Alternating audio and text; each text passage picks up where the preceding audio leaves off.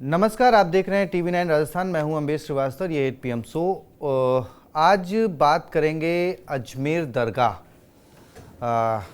को लेकर। एक याचिका दायर हुई जिसे कोर्ट ने एक्सेप्ट कर लिया है। याचिकाकर्ता विष्णु गुप्ता, जो कि महाराणा प्रताप सेना के अध्यक्ष हैं, उनका कहना है कि अजमेर दरगाह जो है वो एक संकट मोचक महादेव मंदिर है। अब कोर्ट में याचिका स्वीकार हो गई है। अब क्या इस पे सर्वे होगा, ASI कब सर्वे करेगी, क्या कुछ होगा, सुनवाई में आगे क्या कुछ होता है, इसमें क्या होता है, वो सब आगे की बातें हैं। अभी 20 दिसंबर को इसमें फिर आगे सुनवाई होगी। कुछ और तथ्य मांगे गए हैं विष्णु गुप्ता से और तीनों पक्षों को बुलाया गया है। इसमें एक पक्ष अजमेर दरगाह का जो अंजुमन कमेटी है उनको भी बनाया गया है, उनसे भी जानकारी मांगी गई है।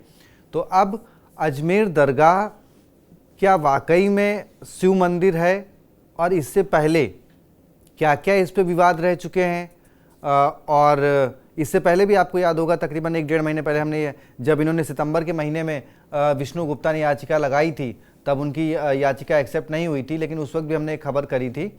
और अब वो किन नई तैयारियों के साथ आए हैं, क्या कुछ है, क्या तथ्य हैं, क्या प्रूफ है, इन सब चीज़ों को जानेंगे और उनसे बात करेंगे। तो सबसे पहले आपको दिखवाते हैं कि विष्णु गुप्ता और जो अंजुमन कमेटी के सचिव सरवर चिश्ती हैं, और इस पर उन्होंने एक हवाला दिया मोहन भागवत जी के बयान का। वो क्या बयान है वो सब आपको सुनवाते हैं और उसके बाद चर्चा करेंगे अपने senior executive producer Pushkar Chauhan sir से। तो एक नज़र ज़रा फटाफट बाइटों पर डाल लीजिए, क्योंकि आज कोई सवाल नहीं है, आज इन्हीं बयानों से ही सवाल जो होंगे उन्हीं पे चर्चा करेंगे। सुनिए ये बयान। आज कोर्ट ने सभी पक्ष हमारे सुने हैं, मजबूती से हमारी बात सुनी है और संकट मोचन महादेव मंदिर अजमेर दरगाह इस विषय पे 2 महीने पहले सूट फाइल हुआ था। किसी कारण वो सुनवाई पे नहीं आ पाए, कुछ ना कुछ कमियां रही। सारी कमियां पूरी हो गई। माननीय अदालत ने 2 दिन से लगातार हमारी सुनवाई हो रही, कुछ कमी थी वो सब दूर हो गई है और आज फिर दिन में बड़ी लंबी सुनवाई हुई। माननीय जज साहब ने सारी बातें हमसे पूछी जो हमने अपनी याचिका में लिखा है कि क्या साक्ष्य आपने पेश किए, आपने क्या इस विषय पे रिसर्च किया है, हमने वो बताया और कैसे कैसे क्या क्या है, क्या क्या पेश किया है, वो सब कुछ हमने सारी बातें माननीय अदालत को बताई है। माननीय अदालत हमारी बात से संतुष्ट हुई और अदालत ने 4 बजे शाम को ऑर्डर के लिए रखा था। हमने ऑर्डर पता किया है, ऑर्डर हमारे पक्ष में आया, हमारी याचिका स्वीकार की गई है। सभी जो पक्ष हैं उनको नोटिस किया गया है। जिन पक्षों को नोटिस किया गया है, एक अल्पसंख्यक मंत्रालय, आर्कोलॉजी सर्वे और दरगाह कमेटी अजमेर, ये तीनों पक्षों को नोटिस कोर्ट द्वारा जारी हो जाएंगे, ऑर्डर कर दिए हैं। अब इसमें अगली तारीख है 20/12/2024। मोहन भागवत जी RSS की चीफ ने क्या किन किन मस्जिदों में और मुस्लिम जगहों पे आप शिवलिंग तलाश करते फिरेंगे? It's a limit. भारत में हमारा संविधान हमको सबको एक समानता जीने का हक देता है, सामाजिक हक देता है, सिक्योरिटी देता है। तो ये तो इट्स वेरी एस्टोनिशिंग और for every action there is equal in opposite direction. अगर इस तरह से आप करते रहेंगे तो मुस्लिम कौम भी कब तक चुप रहेगी और बर्दाश्त करेगी? ठीक है, प्रतीकात्मक कुछ हमारी विशेष श्रद्धा थी, ऐसे स्थानों के बारे में हमने कहा, लेकिन रोज एक मामला निकालना नया, ये भी नहीं करना चाहिए। हमको झगड़ा क्यों बढ़ाना है? ज्ञानवापी के बारे में हमारी कुछ श्रद्धाएं हैं, परंपरा से चलती आई, हम कर रहे, ठीक है, परंतु हर मस्जिद में शिवलिंग क्यों देखना? अरे भाई वो भी एक पूजा है, ठीक है, बाहर से आई है, लेकिन जिन्होंने अपनाई है वो मुसलमान, वो बाहर से संबंध नहीं रखते, ये उनको भी समझना चाहिए। यद्यपि पूजा उनकी उधर की है, उसमें वो रहना चाहते तो अच्छी बात है, हमारे यहाँ किसी पूजा का विरोध नहीं, सबकी मान्यता और सबके प्रति पवित्रता की भावना है। चलिए, तो ये थे मोहन भागवत जी, जिनका 2 साल पुराना बयान है जिसको सरवर चिश्ती ने कोट किया था। अब प्रदेश के पूर्व मुख्यमंत्री अशोक गहलोत जी ने इस पूरे मामले को लेकर क्या कहा है, क्योंकि उनके समय पर भी एक लेटर लिखा गया था जिसे कि भाई इस मामले की ASI जांच करवाई जाए, लेकिन वो सब नहीं हुआ था। तो अब जब ये याचिका दर्ज हुई है तब उन्होंने क्या कुछ कहा, एक बार उनकी सुन लेते हैं, फिर चर्चा करते हैं। स्वीकार कर लिया गया। मामला ये था कि उसमें जो याचिका करता था उन्होंने कहा कि जहां आज दरगाह है वहां पर पहले शिव मंदिर हुआ करता था। कोर्ट ने इसको स्वीकार करते हुए सुनवाई के लिए तारीख भी मुकर्रर कर दी। क्या कहना है, क्योंकि इसको लेकर पूरे देश भर में अलग अलग प्रतिक्रियाएं सामने आई हैं। देखिए, वैसे तो जहाँ तक मुझे जानकारी है कि बाबरी मस्जिद जब गिरी थी तब शायद 15 अगस्त 1947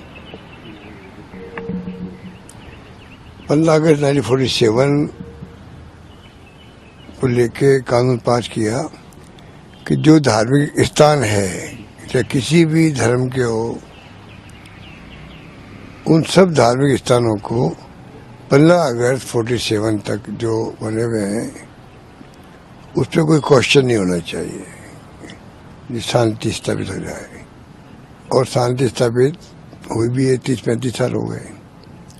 अब ये 2-4 साल में जो जब से ये RSS बीजेपी सरकार आई है और कुछ लोग जो है धर्म के नाम पर, आप देख तो राजनीति चल रही है देश में, चुनाव चाहे महाराष्ट्र का हो, चाहे वो हरियाणा का हो या पार्लियामेंट के हो, सारे चुनाव ध्रुवीकरण के आधार पर जीते जा रहे हैं। सर, किसके बयान से कोट करते हुए शुरू करेंगे, अशोक गहलोत जी या मोहन भागवत जी? हमें लगता है कि बिल्कुल अभी अभी से शुरू किया जाना चाहिए। देखिए, अब आप मुझको इस दुविधा में डाल दिया कि मैं किस बयान से शुरू करूं। दोनों के अपने अपने बयान हैं, अपने अपने निहितार्थ है, और जो हो रहा है वो गैर कानूनी तो नहीं हो रहा ना। गैर कानूनी होता तो कोर्ट एप्लीकेशन ऐसे फेंक देती। एक्सेप्ट किया है, नोटिस जारी हुआ है, अल्पसंख्यक मंत्रालय को नोटिस जारी हुआ है, साथ में दरगाह के अंजुमनिया कमेटी को नोटिस जारी हुआ है। आप लोग दरअसल हम आप लोग इन द सेंस कहना चाह रहे हैं, हम सब मालूम है एक पूर्वाग्रह से ग्रसित हो जाते हैं और मानते हैं कि ये ऐसा होना चाहिए। कोर्ट पूर्वाग्रहों से नहीं चलता। हमेशा कहा गया है अदालतें सबूत, आधार और उन सबूतों की सच्चाई पे चलती है। लेकिन सर, यही सच्चाई तो पहले भी हो चुकी है। पहले भी कोर्ट में मामला गया था, सर्वे हो चुका है, फिर कोर्ट ने क्यों रिसीव की? उसमें कोर्ट ने एप्लीकेशन, तो यही तो बात है ना कि हर कोई असल में मेरिट या डीमेरिट हर कोई नहीं जाता है। आप गलत जाएंगे, आप पे फाइन हुए। विष्णु गुप्ता को कौन जानता है आज से पहले? अरे नहीं जाने तो वो इस देश के नागरिक नहीं है क्या? और अगर ये नहीं निकला तब क्या होगा? तो कोई बात नहीं होगी, क्लियर हो गया। क्या हो गया? कोर्ट का अधिकार आप लेना चाहते हैं स्टूडियो में बैठ के? नहीं, विष्णु गुप्ता को कौन जानता है जी? विष्णु गुप्ता को कौन जानता है इससे फर्क नहीं पड़ता है। यही एक खूबी है लोकतंत्र में और न्यायपालिका के होने की, कि न्यायपालिका साफ कह रही है कि जिस का कोर्ट, अब मैं आ जाता हूं, आपने जो बयान, जो 1991 वर्शिप एक्ट कहता है जी, 1991 वर्शिप एक्ट कहता है कि 1947 में जो भी पूजा स्थल है उनको, क्योंकि बाबरी मस्जिद को छोड़कर बाकी सब वैसे ही, उनकी पहचान, उनका चरित्र नहीं बदला जा सकता है। ये है कोट एंड कोट, कि आप अब ये नहीं कह सकते ये मस्जिद नहीं, यह मंदिर था, अब इसको मस्जिद तोड़ दी जाए और मंदिर बना दिया जाए। अब आइए, DY चंद्रचूड़ CJI थे, उनने 2016 में एक नियम बना, एक फैसला दिया कि किसी भी पूजा स्थल की आप सर्वे की, मतलब उस पर ये कह सकते हैं कि यहाँ का सर्वे हो और ये मालूम कर सकती है SI कि पहले यहाँ क्या था। यही चीज संभल में है और यही अजमेर में है। संभल में भी यही गया। उस पे मैं, अब मुझे लेट मी कंप्लीट फर्स्ट, उसके बाद आप सवाल कीजिएगा मुझसे। अब दरअसल इसको, हर बयान को और हर तथ्य को अपने अपने हिसाब से लोग पढ़ रहे हैं जी। वो कह रहे हैं, उन्होंने दावा किया। अब मैं विष्णु गुप्ता, जब जैसे मैंने विष्णु गुप्ता का डिफेंड किया, मैं उनका, अब उन्होंने क्या 3 पॉइंट पे उठाया है कि लोगों को कहते सुना और पूर्व जज जो उसमें जोधपुर कोर्ट में रह चुके 1925 में हरविलास शारदा की एक किताब है, उसका वो दिया है रेफरेंस कि वहां एक, अब देखिए, अब उस किताब को पढ़िए और समझिए उन लाइनों को जिनको कोट करते हुए कह रहे हैं कि जिस जगह दरगाह बनी थी जो 800 साल से बनी हुई है, वहां पर एक ब्राह्मण दंपत्ति रहता था जो पूजा अर्चना करता था। एक नॉर्मल सी बात है, कोई हिंदू परिवार रहता है, सात्विक है अगर, तो वहां कोई भी मंदिर हो सकता है। अब हर जगह उस मंदिर की भव्यता, और आप उस पे जा रहे हैं कि, और उसमें उन्होंने क्या कहा है विष्णुगुप्ता ने कि जहां शिव मंदिर होता है झरना वहां होता है, उसके स्ट्रक्चर पर ले गए हैं। दरअसल कोर्ट इसको साबित करेगा, हमें आपको किसी भी साइड खड़े होकर अपना जजमेंट नहीं देना चाहिए, कोर्ट देगा। कोर्ट पास गए हैं, एएसआई सर्वे होगा, आपको क्या लग रहा है? तो ये सर समय की बर्बादी है ना कोर्ट के, जब आप कोर्ट को मालूम है, अम्बेश श्रीवास्तव, पुष्कर चौहान और एनी अदर जो ये कह रहे हैं कि कोर्ट की समय की बर्बादी कौन डिसाइड करेगा? अब अशोक गहलोत, अगर ये शुरुआत में, मुझे एक minute, let me first complete, अगर यही बात अयोध्या में कह दी जाती कि ये कोर्ट की वो चल रही है 1883 में पहली बार विवाद हुआ था, 1885 में कोर्ट गया, तो फिर तभी कह देते, तब तो आजाद भी नहीं हुए थे। यही किसी भी व्यक्ति की आयु एक समय की होती है, लेकिन ये जो सारी चीजें होती हैं इनकी कोई आयु, ये बहुत दिन तक फैसले चलेंगे ना। 1855 कितने साल लग गए मांगते मांगते, अंग्रेजों से मांगा गया कि यहां ये मंदिर है। हर चीज का एक देश काल परिस्थिति होती है जी।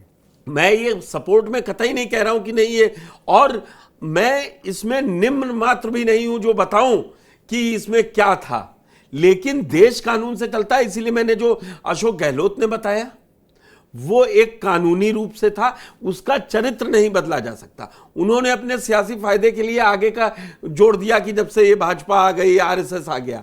दरअसल ध्रुवीकरण दोनों को पसंद है। कांग्रेस का ध्रुवीकरण उस दिन ध्वस्त हो गया जिस दिन 1992 को वो ढांचा गिर गया। मुझसे आप समझिए ये बात, देश के सबसे बड़े प्रदेश में कांग्रेस उसके बाद पनप नहीं पाई, 50 सीटें नहीं जीत पाई, 10 भी नहीं मेरे ख्याल से, नहीं, अब तो 2 हैं, अब तो छोड़ दीजिए, अब तो विधायक कम है, सांसद ज्यादा हैं। लेकिन जो मैं समझाना चाह रहा हूं, दरअसल ध्रुवीकरण वो दोधारी तलवार है जो कभी कभी आपको जिताता भी है, हराता भी है। अब ये डिबेट होती आ रही है, मतलब या आप मेरा जो समझना चाह रहे हैं मैं उसको थोड़ा सा राजनीतिक रूप से भी आपको समझा। अब क्या हो गया है, अब माहौल ये है इस समय कि अब वो कह रहे हैं कि अरे हम तो करते। आपने भी कई आरोप लगे हैं कि मुसलमानों को बताया कि आरएसएस और बीजेपी से डरिए, बीजेपी और आरएसएस मुसलमानों को रहने नहीं देंगे। आज मुसलमानों को समझ में आ रहा है कि भाई डरा के हमसे वोट तो ले लेते हो, हमारे लिए क्या करते हो। तो इसीलिए ये ध्रुवीकरण की राजनीति है, और इस ध्रुवीकरण की राजनीति के दौर में ये सब मत पूछिए कि विष्णु गुप्ता कौन है, विष्णु जैन कौन है। नहीं, जैसे आपने कहा कि भाई अधिकार है, तो क्या ये नहीं हो सकता कि सरकार एक काम करे, जब आप कहते हैं चेक करने का, एक काम करिए, सारे मस्जिदों को एक लाइन से जितनी पूरे भारत में आप चेक करवा लीजिए। क्यों? तो ये आप मस्जिद की बात कहां से ले आए? ये मस्जिद कल को फिर कोई कहे दरगाह, क्यों हर 15 कोई मुसलमान दावा नहीं कर सकता यहाँ इस मंदिर से पहले ये मस्जिद थी। हर 1 महीने 1.5 महीने बाद इस तरह के विवाद होते हैं। अरे फिर देखिए ना, संभल में क्या हुआ, संभल में विवाद हुआ, अब किसने पत्थरबाजी करी, क्या किया, उसकी अब क्या अजमेर में भी वही चाहते हैं क्या? ठीक है, इस दौर की जनता को ये पसंद है, उस दौर की जनता को कुछ और पसंद था। क्यों परेशान हो रहे हैं भाई? हम सब अपने मोहन भागवत जी ने भी जिएंगे। मोहन भागवत जी ने भी तो वही बात कही ना। इतिहास अभी नहीं लिखा जा रहा है, यही मैं बता रहा हूं। अम्बेश परेशान मत हुई, इतिहास आज नहीं लिखा जा रहा है। मोहन भागवत की बात आज आप इसीलिए कोट कर रहे हैं कि वो 2 साल पुरानी बात है, वो इतिहास हो गई। अब उन्होंने वो कोट कर दिया कि हर मस्जिद के नीचे शिवालय ढूंढना ठीक नहीं है जी। यही तो आप बार बार लाना चाह रहे हैं जी। तो कानून से बड़ा मतलब जो मोहन भागवत जी ने कह दिया वो आखिरी है क्या? नहीं, कैसे मान ले, वो क्यों मान ले विष्णु गुप्ता जी? अपील फिर मोहन भागवत जी की ये बात क्यों नहीं मानी जाती, कहते हैं सबका डीएनए एक है, ना कोई, सब हिंदू हैं सनातनी, फिर क्यों नहीं मुसलमान ये मान लेते? ये बात तो सरवर चिश्ती ने समझा दी, फिर ये बात क्यों नहीं मानते? दरअसल दौड़ ध्रुवीकरण का चल रहा है, उसमें चूज एंड पिक है, जो अच्छा लगा अरे का तुरंत ही कोट करो। ये तो मोहन भागवत जी ने कहा था। अभी तो एक और बयान नहीं आया, मोहन भागवत जी ने कहा था कि अयोध्या का मंदिर मिल गया, अब आरएसएस कोई अभियान नहीं चलाएगी किसी और मंदिर के लिए, नहीं चला रही है, उसके बाकी ऑर्गेनाइजेशन चला रहे। तो आप कह रहे हैं मोहन भागवत जी ने कहा था, तो क्या मोहन भागवत जी की स्टैंडिंग क्या है? कोर्ट में कहा था, इसमें देखिए कोर्ट में कहा था मोहन भागवत जी ने, नहीं क्यों मान ली जाए बात? नहीं तो वो अपील ही कर सकते हैं ना। अगर विष्णु गुप्ता ने भी जो याचिका लगाई, कोर्ट ने जो एक्सेप्ट करी, इससे पहले देखिए 2022 में भी ये सब हो चुका है, उससे पहले भी हो चुका है।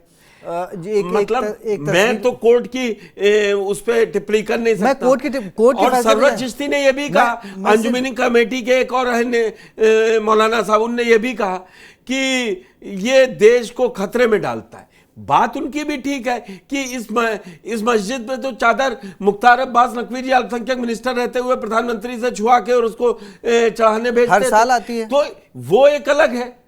उन्होंने कब मानने से इनकार किया किसी भाजपा वाले ने? जिसने दावा किया वो कोर्ट गया है, कोर्ट उस पर अपना फैसला सुनाएगा। तो सर यही बात है कि इन चीजों से माहौल भी तो खराब होता है ना। अरे आप ऐसे विवादित, फिर हमें आपको ये समझाना चाहिए विष्णु गुप्ता कि आप विष्णु गुप्ता पर परेशान मत होइए। ये संकट मोचन महादेव मंदिर है या 800 साल पहले बनी दरगाह है। फिर 2.5 घर का झोपड़े की उन्होंने एक दी। अगर आप अजमेर गए, मैं गया हूं, एक नहीं मैं कई बार गया हूं जी अजमेर दरगाह, इसमें मुझे कोई दिक्कत नहीं है। मैं महादेव मंदिर भी गया हूं, मुझे कोई दिक्कत नहीं है। लेकिन जिसको इसमें राजनीति ढूंढनी है, जिसको पहले से ये अटेम्प्ट कर देना है कि ये तो माहौल बिगाड़ने की कोशिश हो रही है, तो फिर उनको तो उन ताकतों को हवा मिली जाएगी। जब 2022 में भी ये गिर गई थी, फिर गिर जाएगी, क्योंकि माहौल ऐसा है, मौका ऐसा है कि अभी चल रहा है तो ठीक है। भाई सितंबर में अब मुझे सवाल मालूम क्या होना चाहिए कि बीजेपी ने 1991 वर्शिप एक्ट का विरोध किया, मान लिए सदन के अंदर जब बन रहा था। एक कोई भी एक्ट बनता है, कोई साथ में रहता, आपने कर दिया। उसके बाद 10 साल सर आप रह लिए, उससे पहले 3 बार प्रधानमंत्री अटल बिहारी वाजपेयी रह लिए। तब ये 1991 वर्शिप एक्ट पे क्यों नहीं सवाल उठते हैं? क्यों नहीं एनडीए के मीटिंग में जाके कहते हैं मैं बदलूंगा? क्योंकि मजा आता है कि बाहर से भेज के देख के किसी से टेस्टिंग वाटर, गर्म पानी कैसे चेक करते हो जी, उंगली डाल के अंदर बाहर देखते हो ना, कि देख लो कि कितना माहौल बिगड़ रहा है। नहीं तो अब यही तो इस पे आप दीजिए जाके सवाल की आप जाइए, आप भी कोर्ट में जा सकते हैं, विष्णु गुप्ता जी थोड़ी ना, अम्बेड श्रीवास्तव भी जा सकते हैं। तेजो ताजमहल का विवाद हुआ ना, सुप्रीम कोर्ट ने 50,000 का जुर्माना ठोका, बोला इतना दिमाग लाते कहां से? तो आप जाने दीजिए, होने दीजिए, यहीं पे बहस होगी, यहीं पे आप फैसला चाहेंगे तो आप उन्माद फैलाने के खुद भी हकदार हो जाएंगे कहीं दूर। ठीक है, हमारे लिए खबर है, हम अपना काम दिखा रहे हैं कि ये ऐसा है। हरविलास शारदा ने लिखा, उद्देश्य यही है कि भाई देखिए, हरविलास शारदा 1955 में इस दुनिया में नहीं रहे और 1867 में पैदा हुए थे। उन्होंने लिखा है और मस्जिद इससे पहले की है। अब आप किसके पर? दूसरा देखिए ना, आप विष्णु गुप्ता पे सवाल नहीं उठाना चाहिए था, आपको सवाल यहां से करना चाहिए था कि विष्णु गुप्ता के कितने हास्यास्पद नहीं लगते हैं कि उस किताब का जिक्र कर रहे हैं कि, और सबसे बड़ा बात उन्होंने कहा मैंने अजमेर में लोगों को कहते सुना है। वाह, लोगों, तो फिर इसीलिए कोर्ट गए हैं। फिर इस हिसाब से तो लोगों को रावण को भी नहीं जलाना चाहिए, क्योंकि भारत में ही कई जगह रावण की पूजा तो अब और रावण यही होती है, अपने नोएडा के पास बिसरक गांव में होती है। तो भाई विष्णु तो ये आप समझे नहीं, यही है मतलब अलग अलग विभिन्नता में एकता है, यूनिटी इन डाइवर्सिटी यही है। हम एक हैं। कोई अम्बेश किसी को मानते हैं, पुष्कर चौहान उन्हीं को मानते हो सकता है और कोई किसी को नहीं मानता हो, लेकिन सब माने सबको, लेकिन देश के लिए एक रहे। बिल्कुल। तो अपील यही है कि ठीक है, विष्णु गुप्ता जी ने जो लगाई याचिका कोर्ट ने स्वीकार करी है, इंतजार करिए, किसी तरीके का बयानबाजी, उन्माद की स्थिति नहीं आनी चाहिए। वो दोनों पक्षों से यही अपील है और इसीलिए आज हमने शो किया। हमारा कोई इरादा नहीं था कि वहां पे दरगाह है कि मंदिर है, लेकिन बताना जरूरी है, देश में हो रहा है, प्रदेश में अपील यही है कि भाई किसी तरीके की हिंसा आप ना किसी सोशल मीडिया के किसी बात का विश्वास करें कि वहां पे ऐसे ही था, आप उसको मानकर आप अपने मन में बैठालने नहीं है। मेरी संभल में भी यही हुआ कि गई थी सर्वे टीम और बाहर, अब दरअसल ये नहीं समझ में आता ये कहता कौन है। अंदर सर्वे टीम सर्वे कर रही थी, बाहर निकल के किसी ने कह दिया कि वो तो हमारी मस्जिद को तोड़फोड़। मस्जिद के अंदर ऐसा क्या होता है जो तोड़फोड़ खोद रहे हैं? अगर जो मस्जिद के अंदर गया होगा उसको मालूम होगा ना जी। सिर्फ वो एक प्रेयर, अकीदत करने का स्थान होता है, जो छत पड़ी होती है, वजू स्थल होता है, गए आपने नमाज पढ़ी। वो हिंदुओं के मंदिर जैसा तो होता नहीं कि इन भगवान को छू लिया और वो गिरा दिया, वो तोड़ दिया। लेकिन वही आपने देखा क्या हो गया। ये लॉ एंड ऑर्डर की सिचुएशन कंट्रोल करने का काम वहां की सरकारों का होता है जिस प्रदेश में।